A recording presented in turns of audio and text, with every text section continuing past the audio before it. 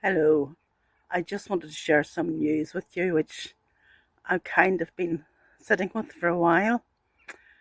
Um, I had discovered swelling in my collarbone, which I knew was glands, and I went to the doctors last week, who is pretty sure, as far as he can be without the tests, that it's probably a blood-borne cancer. The just the way the NHS is now. I'm having to wait for a number of weeks before the test can even be done, the blood test can even be done. So that's given me a wee bit of time to think about what this means, and what's happening basically. So I wanted to share it with you. Basically, I wanted to share it with you because I thought, one of the things I thought is, this is my journey and I really want to help other people if I can. But in helping other people, don't get me wrong, in helping other people, I'm also helping myself. So so it's not just about being charitable, it's about getting benefit out of this myself. So basically, I don't know what's ahead of me, but no one does. So that doesn't really change anything in life.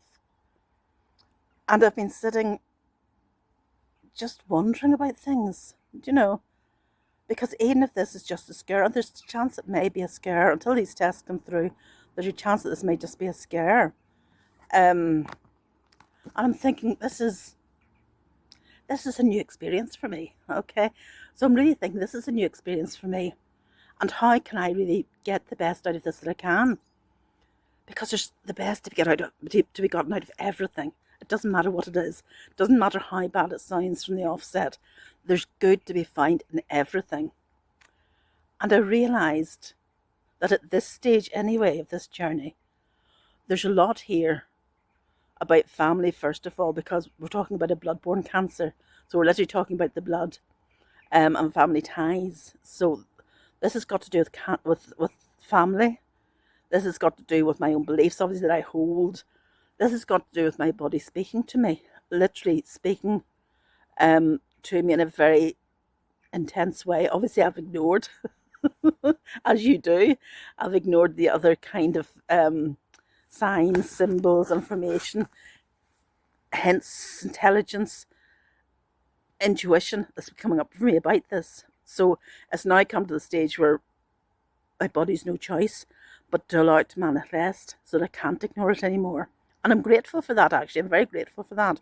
I have been doing a lot of work around family ties, forgiveness, letting go, family beliefs, ancestral work. That has been coming up for me a lot recently, and I have been doing that. And I certainly shall continue to do that. But really, what is highlighted for me is the importance of letting go of attachment, letting go of just surrendering, because at the moment I'm in the position that I really have no power in terms of ego over what's going to happen next. Because this journey, all our journeys, I feel, are dictated by our soul and our higher self, and the ego only plays a small measure within it. So within that, I've really kind of sat back and thought, my soul knows what's best for it. My soul knows what it needs to experience. And my soul is really calling the shots here. And that's such a release, because that's like such a relief, not only a release, but a relief. Because that means that I can stand back and I can let whatever's going to unfold, knowing that it's all unfolding in one way or the other for the best. Now, obviously, my ego self is thinking, okay, I want to be healed of this if I have a cancer. First of all, I'd rather not have a cancer. Secondly, if I do, I would like to be healed of it. And thirdly, it's saying, let's fight to get better. My higher self is saying to me, be in the experience, reap the most that you can from the experience, and see where it takes you. Surrender. So at the moment, I'm simply surrendering to this experience. That doesn't mean, in surrendering, that doesn't mean that I am expecting to pass, expecting to die. It doesn't mean that I'm giving up giving up life, if you like. It simply means I'm waiting to see what's going to unfold.